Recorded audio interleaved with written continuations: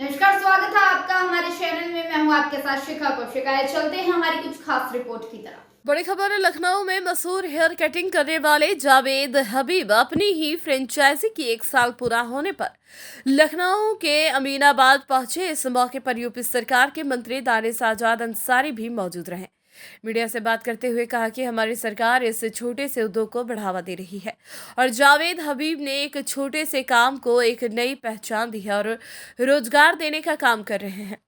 अखिलेश यादव के आलू के सवाल पर दानिश आजाद अंसारी ने कहा कि विपक्ष के पास कोई मुद्दा नहीं है, विपक्ष बेरोजगार है और मुद्दे से भटकाने के लिए ऐसे सवाल उल्टे सीधे करते रहे हैं। जी, लखनऊ में आप आज आए हैं, आप एक साल हो गया है, तो कैसे देखते हैं यहाँ पर लखनऊ? देखिए, पहली बात तो ये कि हमारी ये जो सैलून है अमीनाबाद के अंदर, इसकी हमारी फर्स्ट एनिवर्सरी है। क्या देखता हूँ कि कोविड के बाद में हमारा माइंडसेट चेंज हो चुका है।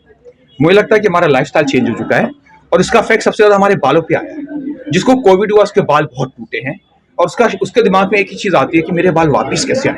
मैं पता क्या बोलता हूँ, बाल वापस लाने का एक ही तरीका है, बालों की सफाई। अगर हम बालों को साफ करेंगे ना, हमारे बाल लंबे चलने वाले हैं। और सफाई का मतलब क्या होता है कि हमें रोज शैम्पू करना पड़ेगा। लोग बोलते हैं रोज शैम्पू करना पड़ेगा, इसमें केमिकल होता है। मैं पता क्या बोलता हूँ, साबुन में केमिकल है, कभी किसी की ये तो निकला नहीं। हमारे टूथपेस्ट में केमिकल, किसी के दांत नहीं निकले।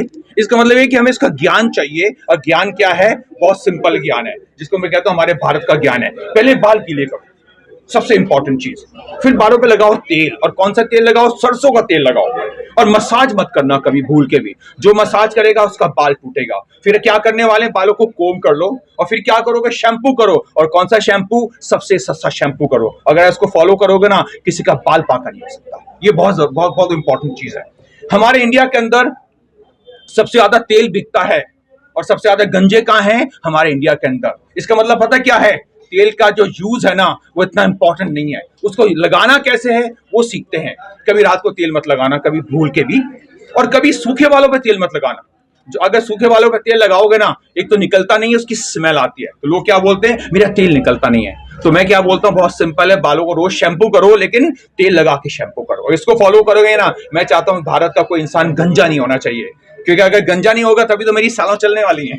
इंडिया में बहुत से लोगों के बाल जल्दी वाइट हो जाते हैं कम उम्र में, इसको कैसे रोका जाए? इसका मैंने रीजन बताया, तेल। लोग सोचते हैं कि मेरी दादी ने तेल लगाया, उनके बाल अच्छे थे, उस टाइम हमारी इन्वायरमेंट बहुत अच्छी थी। तो तेल लगाने का तरीका सीखते हैं। पहली बात तो लंबे बाल हमारा यहाँ का कल्चर है, जिसको मैं मना नहीं कर सकता। तेल लगाओ, लेकिन रोज तेल लगाओ, लेकिन गीले बालों पे तेल लगाओ और रोज शैम्पू करो।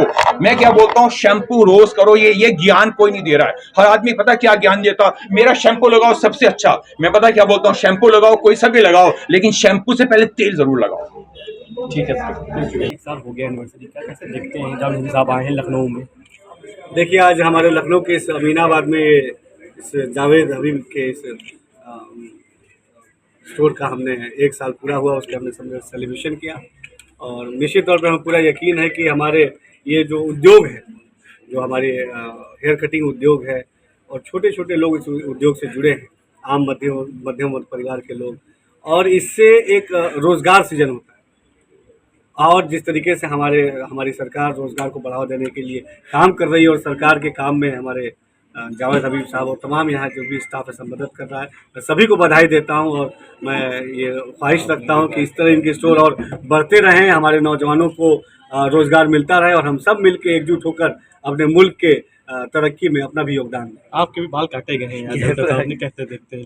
देखिए, निश्चित तौर पर बहुत अच्छा अनुभव रहा। जावेद हबीब साहब को पूरा देश जानता है, और हम सब इस उद्योग को आप देखिए कि ये उद्योग जो एक नाई बिरादरी का उद्योग, जो एक छोटा उद्योग माना जाता था, इसको कितने अच्छे प्लेटफॉर्म पे आज ले जाया गया है।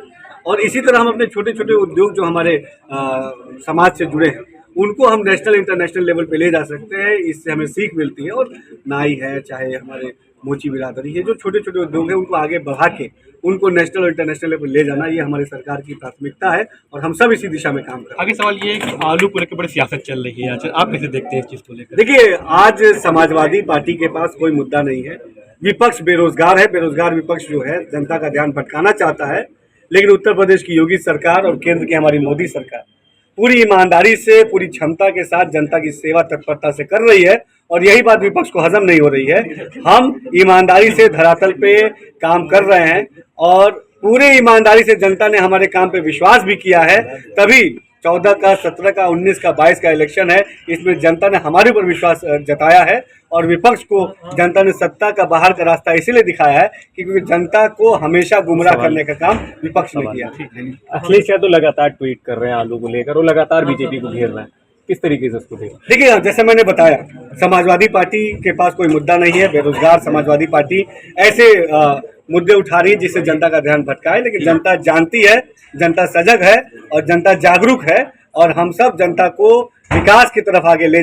उम्मीद है आपको हमारी खबर अच्छी लगी होगी। हमारे चैनल को लाइक, सब्सक्राइब और शेयर करना मत भूलिए। ऐसी ही खबरों के लिए बने रहे मेरे साथ। नमस्कार।